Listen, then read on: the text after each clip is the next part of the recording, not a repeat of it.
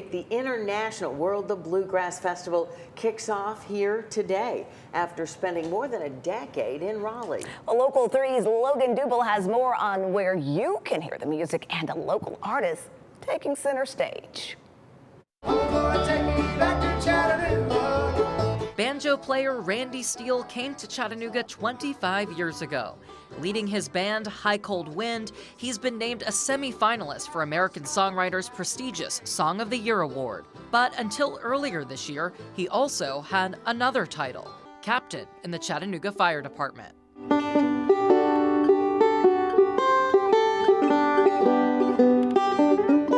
Being a firefighter is a difficult job, and there's an emotional weight that comes with that job. And it was just a way for me to decompress. It really was a life-changing thing, learning how to play the banjo for me, and a very annoying thing for all the firefighters that I worked with. Now retired, Steele is a full-time musician and even toured in Europe. He attended World of Bluegrass before, but then helped the festival find its new home. The fact that the big daddy of them all came, 8 miles from my house it's I'm pretty excited. Tuesday through Thursday, the festival includes a business conference and Bluegrass Ramble, where artists will perform at venues across the city, plus even a program for kids. Thursday night, an award show hosted by actor Steve Martin, also a Grammy-winning banjo player. Bluegrass Live welcomes big performers Friday and Saturday. It's a homecoming for the bluegrass community, so people can come, they can pick with people they've never met before. That's one of my favorite things about bluegrass music, is how people can come together. Uniting local artists like Steele with talent from across the world. Bluegrass just showed up everywhere, all over the place for this whole week. So let's bathe in it and enjoy it,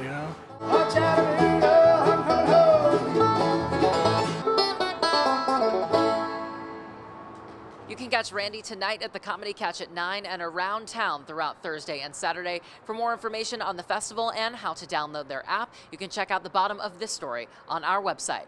In Chattanooga, Logan Duble, Local 3 News. Thanks for showing us the homegrown talent, Logan. Roads will be closed through next Monday for the festival. Georgia Avenue between East MLK Boulevard and East 10th Street will be closed to all traffic. You can see the affected area on your screen, and there will be more closings throughout the week. You can read more about this on our website, local3news.com. Great story there from Logan. Coming up next, 8 people were shot in Minneapolis in a homeless camp, half of them still in the hospital today. Israel continues advancing into Gaza. Thousands of civilians are still in the path of destruction.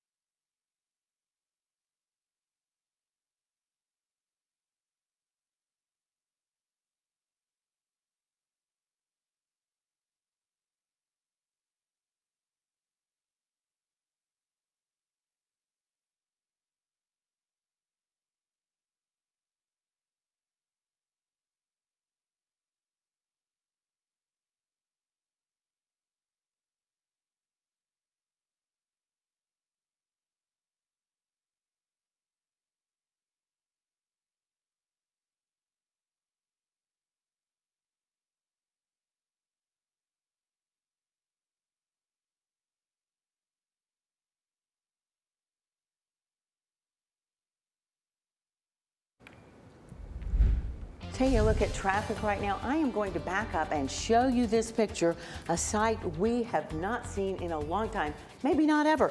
Look at this. This is 75 going into 24 from both directions, and it is not backing up. Well, of course, it just froze just then. That's the screen, but that is not. There you go. See that? Traffic is not backed up there. It is backed up on I-75 southbound near 153. Also a little bit from 24 heading into 75 south, and then again 24 going east. Latrice. All right, thank you, Cindy. Some good traffic news there. Well, at least 8 people were injured at a homeless encampment in Minneapolis last night. Officials say an off-duty officer working at the Target store nearby was approached by people running into the store reporting gunfire. Well, that officer exited the store and heard gunfire coming from the homeless encampment nearby. Officers found several people with gunshot wounds. They're unsure just what the circumstances are surrounding the shooting. The people obviously that are staying inside of these encampments are vulnerable, and we have been saying for a while that these are unsafe and just unsanitary conditions for them. So far, there have been no arrests. 4 of the victims have life-threatening injuries, and the other 4 are okay. Police say the shooter came with a purpose and that there was at least 2 of them. Police say the encampment was set up by a Minneapolis landlord on a parking lot behind a vacant building that he owns.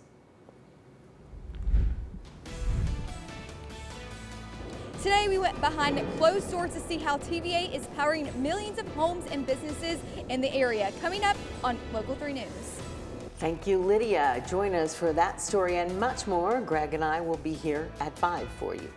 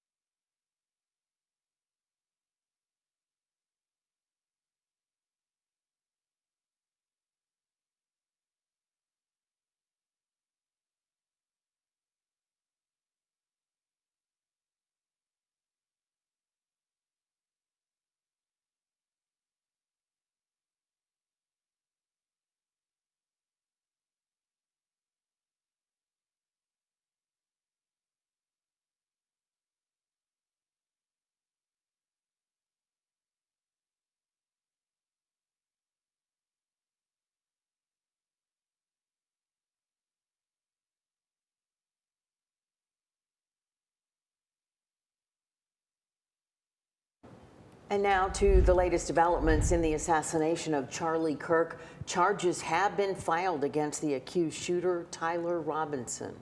Officials in Utah sharing details of evidence in the case, including a description of what prosecutors say is a handwritten note and series of text messages from the suspect admitting he carried out the deadly attack. Jay Gray has the latest. The murder of Charlie Kirk is an American tragedy. Tonight, a closer, more detailed look at evidence in the assassination of conservative activist and influencer Charlie Kirk, including a note the suspect left for his roommate saying, Quote, I had the opportunity to take out Charlie Kirk, and I'm going to take it. The county prosecutor also sharing a text exchange between the two immediately following the attack. I had hoped to keep this secret till I died of old age. I am sorry to involve you. Roommate, you weren't the one who did it, right? Robinson, I am. I'm sorry. The prosecutor says the suspect's DNA was found on the trigger of the rifle and ammunition. The 22-year-old now formally charged with 7 counts, the most serious aggravated murder. He'll face the death penalty. You can give your statement now. In Washington, FBI Director Kash Patel praising federal agents for their work as part of the investigation. Race to complete the evidence analysis so the public could have the answers they need. Democrats blasting the director during a Senate oversight hearing, calling him incompetent and unfit to lead the Bureau, citing false social media posts following Kirk's death. Mr. Patel was so anxious to take credit for finding Mr. Kirk's assassin that he violated one of the basics of effective law enforcement. At critical stages of an investigation, shut up and let the professionals do their job. The political back and forth likely to continue, along with the investigation, as the legal process begins. Jay Gray, NBC News. Faculty members returned to campus at Utah Valley University yesterday, where Charlie Kirk was killed last week. Students are set to return to class tomorrow, and some returned to campus early and were having difficulty processing the traumatic events. I saw the memorial, smelt the flowers. It reminded me when my uncle passed away and we were going to the viewing. It gave me the same kind of jitters. There's some anger and some disbelief. His first words were, nobody deserves to die like that. I've criticized Biden and Trump together. Now I took down all my Facebook posts. I feel like I need to be more quiet. As crews work to restore the crime scene back into the courtyard, Governor Spencer Cox hopes this can be a fresh start for student bodies across the state. UVU's president says student services will be available to anyone who needs them. The man accused of gunning down former United Healthcare CEO Brian Thompson last year was back in state court. His defense is trying to dismiss Luigi Mangione's murder indictment since he faces federal charges for the same killing. Judge Gregory Caro dismissed 2 murder charges related to terrorism, but approved murder in the second degree. The 27-year-old Mangione still faces federal charges and other state charges in Pennsylvania. He has pleaded not guilty to all charges. New Jersey Senator Cory Booker and FBI Director Kash Patel got into a shouting match during Patel's testimony during the Senate Judiciary Committee hearing. Booker began his round of questioning by accusing Patel of lying about firing FBI agents out of retribution for political investigations. That rant of false information does not bring this country together. If you want to work on bringing this country, it's my time, not yours. My God. If you want to talk about dividing this country, it is my time. I follow you on your social media posts that tear this country apart. It is my time. For what you have said. Time. Sir, you're making a mockery of this committee. Sir, you don't tell me my time is over. You the know people how far of New Jersey tell me what my time is. The FBI director then faced another intense exchange with California Senator Adam Schiff over his handling of Ghislaine Maxwell's DOJ interview and her subsequent relocation to a minimum security prison. And that exchange devolved into a shouting match with committee chair Senator Chuck Grassley having to tell both men to be quiet. Well, Israel has begun its long-anticipated ground offensive on Gaza City. The Israeli military says that the city is a Hamas stronghold with an estimated 2,000 to 3,000 Hamas militants in the area. But there are also hundreds of thousands of civilians in Gaza City starving and in desperate need of medical attention. The Israeli military says more than 350,000 people have evacuated and that Israel will continue working to get the civilians out of harm's way. However, the Palestinian Foreign Ministry is calling the offensive a, quote, deliberate targeting of civilians. More Israeli Defense Forces troops are set to move deeper into the city in the coming days. Time now to talk some weather, and for that we are going back to the Storm Alert Center and meteorologist Hannah Sky looking at those cloudy skies behind you there, Hannah. Yeah, I could see a few drops of rainfall heading into the next couple of hours. I am not expecting much, but some areas could see a little bit of rain and maybe even hear a few rumbles of thunder tonight, later tonight, and very, very early into your Wednesday morning. But other than that, the majority of the area is going to be drier with some of those cloudy conditions. And then heading into tonight, the low in Chattanooga is going to dip down to around 64 degrees. Again, you might hear a rumble of thunder or two. Some areas could have some isolated heavier rainfall that likely won't linger for too long. But let's take a look at the futurecast. So again, we got a few little spots which are all moving down from the north into our, south down into our area. So we could see some of those pop up and give us some heavier rainfall in just a few spots. So again, we could see some of these, a little bit more of those reds and those yellows begin to accumulate and then roll their way down. You see that was really early in the Wednesday morning, around 2 o'clock in the morning. And then things are likely going to dry out once you head into the mid-morning, but a few chances for some showers and possible, more rumbles of thunder will be possible. I just think that chance is going to decrease heading into your Wednesday afternoon. And then heading into, we're going to go ahead and move this forward in time. This is our long range model, just showing you that through the rest of the week, rain chances not overall looking super likely. So heading into your Friday, we could see a few rain chances farther out to the west wanting to accumulate. Saturday could see a few little spots of rain. I'm not expecting washout conditions. I'm not really expecting it to hinder your weekend plans, but could see a few little spots heading into your Saturday. And then towards the beginning of next week, things will likely begin to be on the drier side. Now again, we're going to do an update on the tropics. It's looking very likely that within the next 48 hours, Tropical Storm Gabrielle is going to form. You see this area here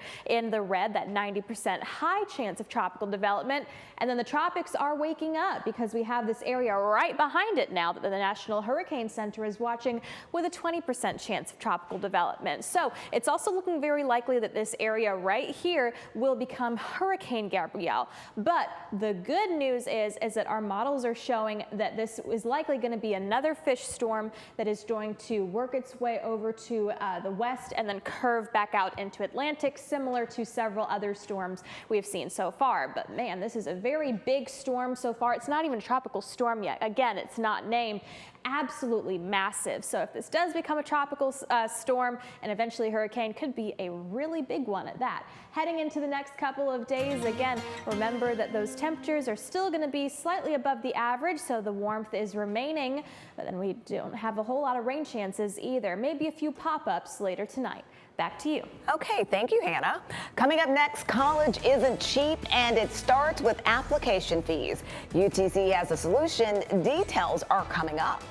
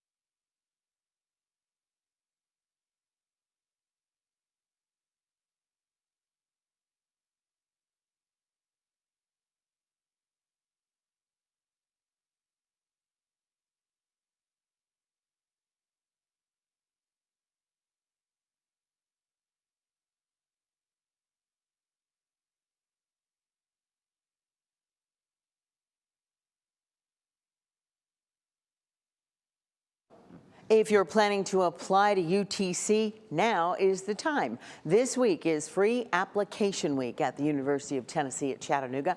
You can apply for free now through September 20th. The university's application fees typically range from $30 to $35.